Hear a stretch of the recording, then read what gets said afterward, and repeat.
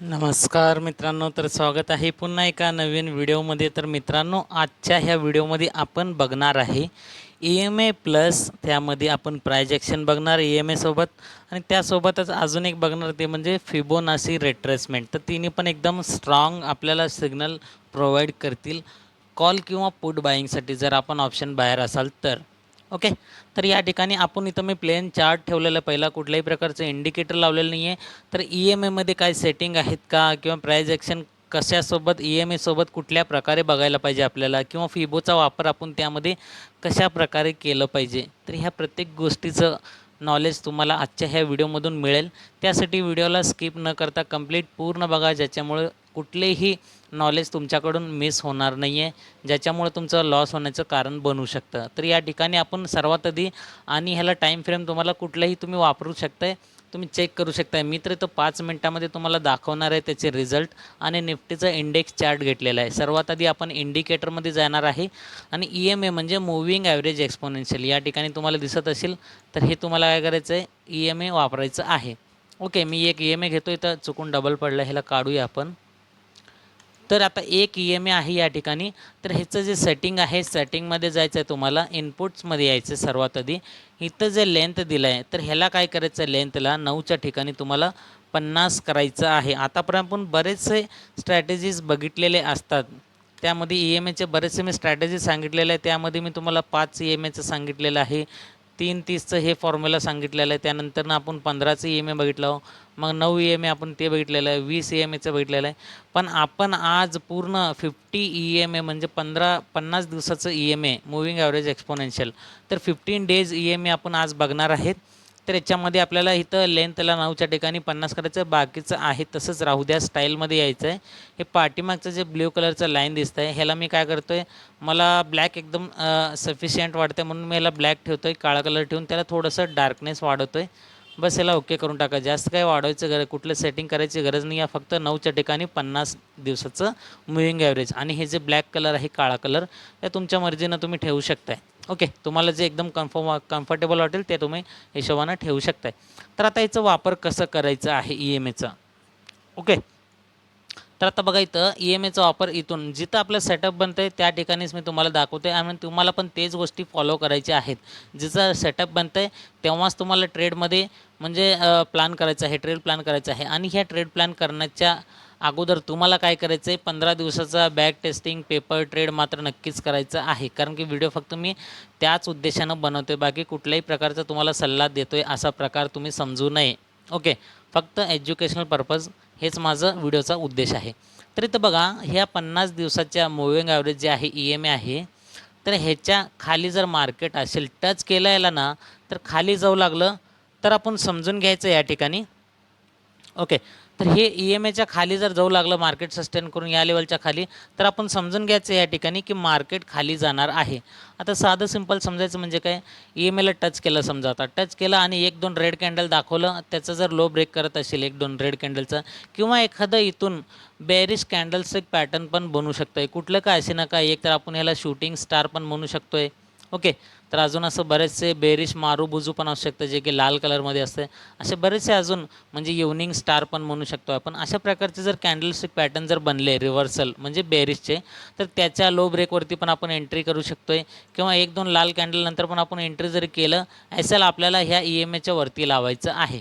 EMAच्या वरती लावलं, खाली तुम्ही काय करू शकता, स्कॅल्पिंग करू शकता. स्कॅल्पिंग तुमच्या मर्जीनं तुम्ही करा. जर निफ्टीमध्ये बघत असेल तर तुम्ही काय करू शकता, 30 पॉईंट चार्टवरचे म्हणजे तुमचं प्रीमियम असणार आहे ₹15 प्रीमियम, आणि 50 पॉईंट चार्टवरचे जे की आपलं बँक निफ्टीसाठी असणार आहे, त्याचं प्रीमियम असणार आहे ₹25 प्रीमियम. हे दोन्ही ॲट द मनीचं जर तुम्ही बाईंग केलं असेल तर ह्याला तुम्हाला मिळू शकतं आहे. तर इथं आपल्याला हे तर दाखवलं तुम्हाला स्कॅल्पिंग करायचं. बाकी तुमच्या मर्जीनं तुम्ही कुठल्याही प्रकारचं तुम्ही ट्रेड त्या ठिकाणी घेऊ शकताय. तुमच्या मर्जीनं तुम्ही स्कॅल्पिंग करा, मोठे ट्रेड बघा, ते तुमची मर्जी आहे. मी तर फक्त स्कॅल्पिंगसाठी सांगतो आहे. छोटे मोठे ट्रेड घेऊन तुम्ही एक्झिट करून टाका, त्यामध्ये प्रॉफिटेबल राहा. ओके. तर हे तर झालं EMAचं. पहिला इथं बॅरिश कॅन्डल आलं, ह्याच्या खाली जर आलं तर आपण पुट साईडचं एंट्री बनवू शकतो आहे. खाली कुठल्याही लेवलला तुम्ही एक्झिट करू शकता, किंवा SL ट्रेलिंग करून कंटिन्युअसली पुढचं टार्गेट तुम्ही अचीव करू शकताय. तर EMAचं झालं. ह्याच्यासोबत आपल्याला प्राइस ॲक्शन म्हणजे काय, आता बघा इथं आपलं पहिलं मार्केटचं हे पहिलं सुरुवात झालं ओपन. तर पहिलं थोडा वेळ आपण जर शांत राहिलं, EMA लाईनवरती आहे, मग वरती गेलं, ह्याला टच केलं, टच करून तिथून ट्रेंड रिव्हर्स केलं, मग या लेवलच्या खाली आपण काय केलं, पुट बाय केलं समजा. मग इथून पहिलं ज्यावेळेस मार्केट सुरू झालं, इथं लो मारलं, डे चालू, त्यानंतर डे हाय इथं आहे. ओके, डे हाय इथं आहे, त्याच्या अगोदरचं हाय कुठं आहे, तर इथं बघू शकतो ह्या लेवलला. तर इथून खाली आलं, ओके, म्हणजे ओपनिंगच झालं खाली, मग तिथून वरती गेलं, म्हणजे काय ह्याचं हाय इथं वरती आहे, मग ह्याच्यानंतर इथं खाली आलं, लोला आलं, मग इथं एक हाय बनवलं, मग ह्याला काय म्हणते, लोअर हाय, म्हणजे खालच्या साईडला हाय बनवलं. या हायपेक्षा बघू शकता तुम्ही ह्याचं जे हाय लेवल आहे, तर ह्या हायपेक्षा ह्याचं लेवल खाली आहे. त्यानंतर ना अजून थोडंसं खाली गेलं, इथून खाली आलं, पुन्हा इथं आलं, या लेवलला आलं, मग ह्याच्यापेक्षा ह्याचं हाय ह्याच्यापेक्षा खाली आहे, मग तिथून पुन्हा खाली आलं, पुन्हा इथपर्यंत गेलं, ह्याचं हाय इथपर्यंतच आहे. तर ह्याला काय म्हणतात, लोअर हाय. तर हे अशा प्रकारचं प्राइस ॲक्शन करत जातं मार्केट. तर हे आपण इथून जर आपण गेलं, तर इथं खाली आल्याबरोबर एक स्विंग केलं, तर या लेवलवरनं एक तर आपण काय कन्फर्मेशन, मार्केट जर इथून खाली पडलं, मग वरती गेलं, तर इथून लोअर हाय बनवलं, आणि या हायच्या खाली इथं EMAच्या खाली पण आलं, हे दुसरा कन्फर्मेशन. तर दोन्हीकडनं इथं आपण ट्रेडला कन्फर्मेशन करू शकतो. मग तिथून खाली ट्रेड प्लॅन करू शकतो आपण पुट साईडचं. मग तिथून पुन्हा वरती गेलं, या हायपेक्षा ह्याचं हाय थोडं खाली बनवलं, तिथून पुन्हा खाली जाऊ लागला, आणि इथं पण EMA तुम्हाला सपोर्ट करणार. EMAच्या खाली गेलं, ब्रेक केलं, त्यानंतरनं पुन्हा इथं पुट साईडला एंट्री करणार. बरेच जणांना इथं कन्फ्युजन होईल की या ठिकाणी इथं EMAच्या वरती क्लोज दिलं आहे म्हणून. ओके, क्लोज दिलं आहे म्हणून असं इथं दाखवतं आहे तुम्हाला, ह्याचं पण एक्सप्लेनेशन देतो तुम्हाला. तर इथं बऱ्याच जणांना कन्फ्युजन होते. क्लोज दिलं, क्लोज देऊन इथे एक हाय बनवलं आहे, तर इथून खाली आलं आहे, या हायला ब्रेक केल्यानंतर ना इथं तर प्रॉपर इथं क्लोज दिलेलं नाही आहे, म्हणजे एकदम ते EMA लाईनला एकदम चिटकूनच आहे. तर तेवढं एकदम छोट्या मोठ्या कन्फर्मेशनवरती तुम्ही टिकून राहू नका. तर चांगल्यात चांगलं कन्फर्मेशन इथं जे बघू शकता, एवढं कॅन्डलस्टिक इथं बनवलेलं आहे, तर इथं बरेचसे कॅन्डल इथं एक हाय मारलेला आहे. तर मार्केट काय केलं, इथून वरती गेलं, मग तिथून खाली आलं, मग ह्याला रिटेस्ट करायला येऊन जर एखाद्या वेळेस वरती गेलं असतं, तर या लेवलच्या वरती आपण कॉलचा ट्रेड प्लॅन करू शकलो असतो आहे. पण इथं काय केलं मार्केटनं, इथून वरती गेलं आहे, EMAला ब्रेक करून वर गेलं आहे, मग खाली आलं रिट्रेसमेंट घेण्यासाठी, रिटेस्ट घेण्यासाठी, मग तिथून पुन्हा वर गेलेलंच नाही आहे. वर गेलं असतं तर आपण या लेवलच्या वरती कॉल बाय केलं असतं. तर तिथून काय केलं, वरती गेलेलंच नाही आहे मार्केट, सीधा काय केलं आहे, तुम्हाला फक्त इथून ट्रॅप केलं. बऱ्याच जणांना वाटलं की EMA जर कोण वापरत असेल तर ह्याला क्रॉस करून वरती गेलं आहे, ट्रॅप करून तिथून मार्केट पुन्हा खाली आलं, तर त्यानंतर पूर्ण मार्केट खालीच पडलेलं आहे. तर ट्रॅप बनलेलं आहे तुम्हाला. आणि इथं जर बघितलं, तुम्हाला जसं म्हणलं मी कॅन्डलस्टिक पॅटर्न, तर या लेवलला इथं दोन कॅन्डलचे हाय जे आहे सेम आहे, आणि दोन कॅन्डलचं हाय ज्यावेळेस सेम असतं त्याला म्हणतात, दोन हाय सेम असल्यावर ट्विझर टॉप असं त्या कॅन्डलस्टिक पॅटर्नचं नाव आहे. ते डबल कॅन्डलस्टिक पॅटर्नमध्ये मोडतं आहे. ओके, ह्या लाल आणि हिरवा कलरच्या कॅन्डलमध्ये बघा, दोन्हीचं हाय एकदम सेम आहे. तर हे ट्विझर टॉप, ओके, कॅन्डलस्टिक पॅटर्न. मग त्याच्या खालच्या बाजूला जर आपण गेलं, तर इथून आपण पुट साईडला, हे दोन्ही कॅन्डलस्टिक पॅटर्नच्या खाली जर ब्रेक केलं, तर खालच्या साईडला गेलं, पुट साईडला ट्रेड, आणि वरती इथं SL, आणि खालचं आपलं मर्जीनं तुम्ही ट्रेड प्लॅन सेट करू शकताय, जे तुमचं स्कॅल्पिंग वगैरे जे काय असेल ते असेल. ओके, तर हे झालं EMAचं. आणि आता जिथंही बघा, इथून बरोबर प्राइस ॲक्शन देतच गेलेलं आहे. सेम तुम्ही इथं जर बघितलं, मार्केट वरती खाली आलं आहे, त्यानंतर वर जाऊन कुठं गेलं आहे, त्या EMAच्या जवळच गेलं आहे, तिथून मार्केट पुन्हा खाली पडलं आहे, मग त्यानंतर पुन्हा EMAच्या जवळ गेलं आहे. तर पहिला हाय इथं आहे, मग दुसरा हाय इथं मारला आहे, त्यानंतर पुन्हा खाली आलं, पुन्हा इथपर्यंत गेलं, मग तिसरा हाय इथं मारला आहे. ओके, पुन्हा खाली आलं, म्हणजे हे काय प्राइस ॲक्शन करत गेलं आहे, लोअर हाय लोअर हाय लोअर हाय, किंवा लोअर लो म्हणू शकतो आपण याला.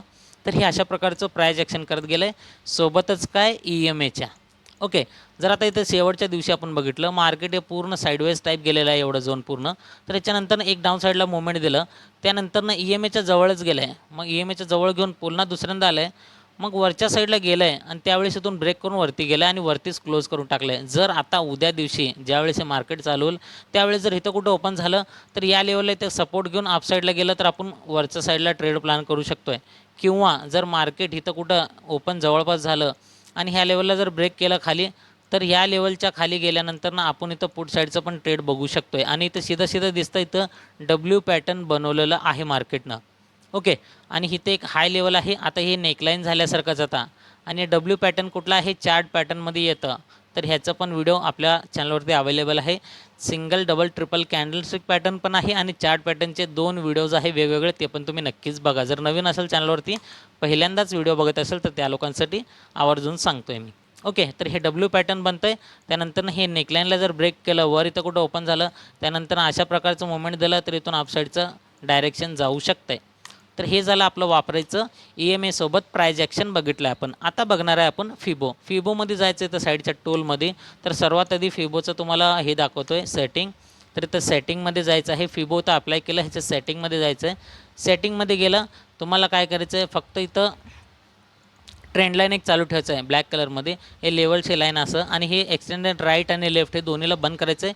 आणि चालू कुठलं ठेवायचं आहे, 0 ठेवायचं आहे, 0.61 1 ठेवायचं आहे, 0.5 हे चालू ठेवायचं आहे तुम्हाला.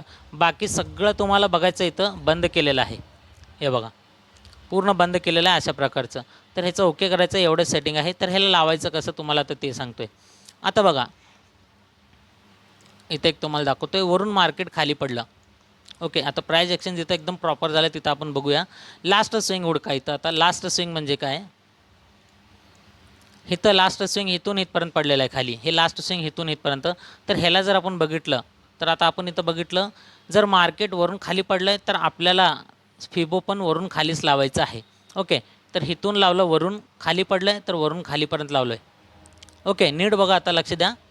आपण अगोदर बघितलं EMA आणि त्यासोबत आपण प्राइज ॲक्शन बघितलं आहे. आता आपण काय बघणार आहे, यासोबत इथं बघू शकता तुम्ही, वरून मार्केट खाली पडलं आहे तर आपण फिबो पण वरून खाली लावलं आहे. एक जे आहे तिथंच राहणार आहे, फक्त हे 0 जे आहे याला आपल्याला वॉलेटाईल म्हणजे हलवायचं आहे तिथून. हे बघू शकता तुम्ही, हे बघा 0चं जे आकडा आहे ते अमाऊंट हलतं आहे.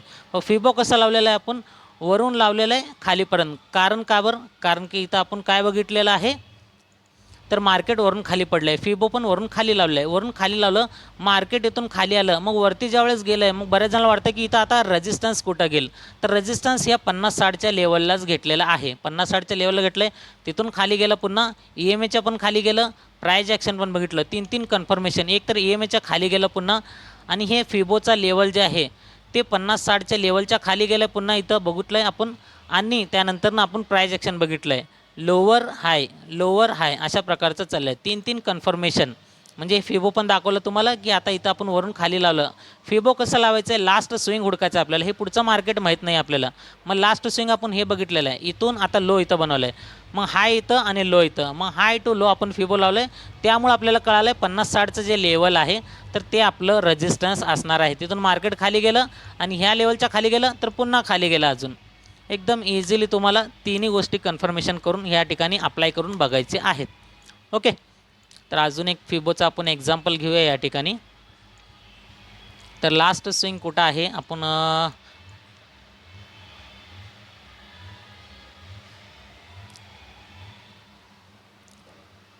लास्ट स्विंग बघूया आपण. अजून एक बघूया एक्झाम्पल या ठिकाणी. तर इथं हाय गेलेलं आहे इथंपर्यंत. ओके,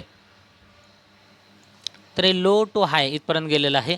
जर आपण फिबो पुन्हा एकदा आपण ह्याला वापरलं, खालून वर गेलं, वरून खाली आलं तर वरून खाली लावलं, आता खालून वर गेलं तर इथं खालून वर म्हणजे अशा प्रकारचं इथं. हे बघा लास्ट स्विंग कुठं इथं लावलं तर आपल्याला प्रॉपर होणार नाही आहे, कारण की त्यानंतर मार्केट लगेच वर गेलेलं आहे इथपर्यंत.